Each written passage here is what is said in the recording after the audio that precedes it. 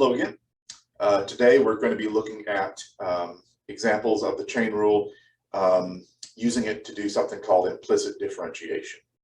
Implicit differentiation was when you have a function, but the function's not written as like y equals a function of x.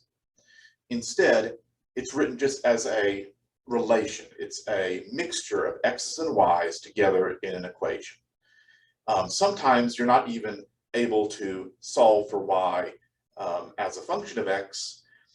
This one you probably could, because y is really a quadratic function. You might be able to use the quadratic formula, get a messy equation. But the whole point is that implicit differentiation will allow you to find the derivative without having to explicitly solve for y first. So this is just a little terminology. When you can solve for y and you have y written as a function of x, then when you take the derivative, that's going to be an explicit derivative. Whereas if you can't or don't want to solve for y first, then you're doing implicit differentiation. Okay, so our goal is to find the derivative dy dx for this equation for all values of x. So here's how we're going to do it. We are going to take the derivative with respect to x of both sides of this equation.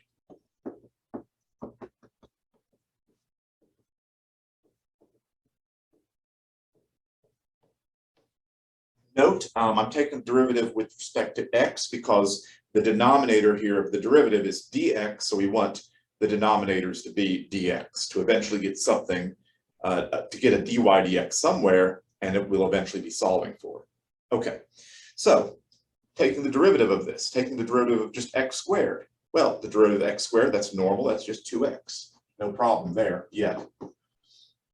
But now we come to the derivative of 2xy. Okay, well, let's just use the product rule. It's a product of two functions, although we don't know exactly what the function y is, but it is some function of x. So it's a product of two functions, use the product rule.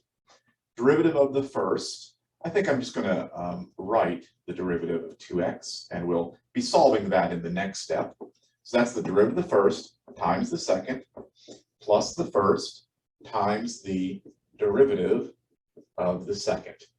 Okay, and then I have to take the derivative with respect to x of this. I think I'll save that for the next step too. Of course, the derivative of a constant is 0. Okay, so the derivative of 2x is simply 2. But then I come to the derivative of y with respect to x. Well, that's simply dy dx. That's the thing that we're trying to solve for. But here, we have the derivative with respect to x, but it's of something that is a function of y. So how do we take the derivative of that? We're going to apply the chain rule. We're going to apply the chain rule, you can sort of think of it two ways. You can think of it as, this is like the pattern 3x squared, but we've plugged in a y in place of the x. Now the normal rule for 3x squared, the derivative would be 6x, but you replace the inside with a y instead, so it'd be 6y and then times y prime or dy dx. Or another way of thinking of it using the Leibniz notation, like let's think of that as some function f, and we're trying to do df dx. So that would be the derivative of f with respect to some other variable times the derivative of that variable with respect to x. So we can take the derivative of this with respect to y, which would be 6y, and then times the derivative of y with respect to x. So this is the chain rule. Another way of thinking of it is if you try and take the derivative of with respect to x of a function of y, first, just take the derivative with respect to y, then you have to multiply by dy dx afterwards. Okay? You can think of right here the same way. The derivative with respect to x of just y by itself would be 1, because that's the derivative of y with respect to y is just 1, and then times dy dx. Okay? You can even do the same thing here. Like the derivative of this with respect to its own variable, x, is simply 2. And then you have to multiply times the derivative of this variable with respect to dx. Dx over dx is just 1. Anyway, so you get 2, but really you shouldn't be applying the chain rule to that. But anyway, so now that we have this equation, we're simply going to solve for dy dx. Okay, so these two terms don't have a dy dx, so let's move those to the other side of the equal sign.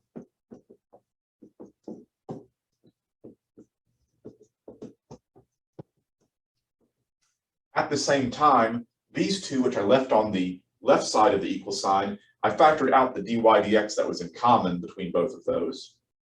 Now we can just divide by that equation to get a formula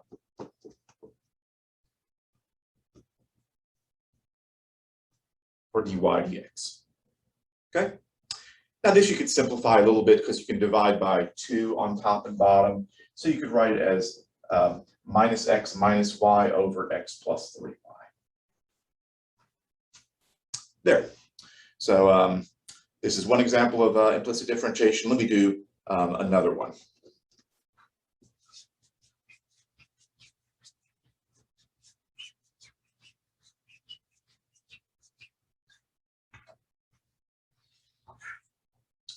Okay. Find dy dx when e to the x squared equals sine of x times y. Okay, so just like the last one, we're trying to find the general derivative for all values of x for this equation. Okay, so we start off by just taking the derivative with respect to x of both sides of this equation. Okay, derivative of this, of e to the x squared, is going to be e to the x squared, and then times the derivative of the top, so times 2x. The derivative of the right side, the outermost function is sine, and the derivative of sine is cosine. So we start off with cosine of xy, because when you're doing the chain rule, you keep the function inside the same for now. Then we have to multiply by the derivative of the inside, which I'll do in the next step. Okay? So this is now a product. So we use the product rule. So derivative of the first is just 1 times the second plus the first times the derivative of the second, which is dy dx. All of that needs to get multiplied by my cosine, so I need to put it in a parenthesis. Okay, and the rest of this is just going to be solving for the dy dx term. So first let's divide by cosine.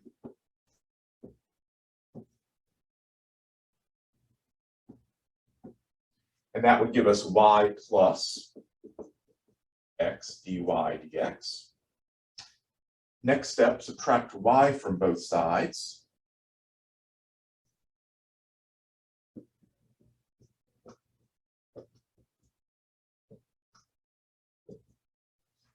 And then the last step is to divide by x on both sides. Dividing by x here would just cancel that x in the top. And then dividing by x here would change this to be y over x. And therefore, that's your formula for dy dx. You can get a common denominator combined into one fraction if you want to, but I'm just going to leave it like that. Anyway, so that is implicit differentiation. Like I said, it's useful when you have an equation where it's either difficult or impossible to solve for y first, and instead you just take the derivative with respect to x of both sides. At some point you're going to be taking the derivative of a wrong variable, and that's where the chain rule comes in. Anyway, so that's going to be it for today's video, and be doing another video soon on the derivatives of the inverse trig functions. Anyway, so that's it for today. Hope you have a good day.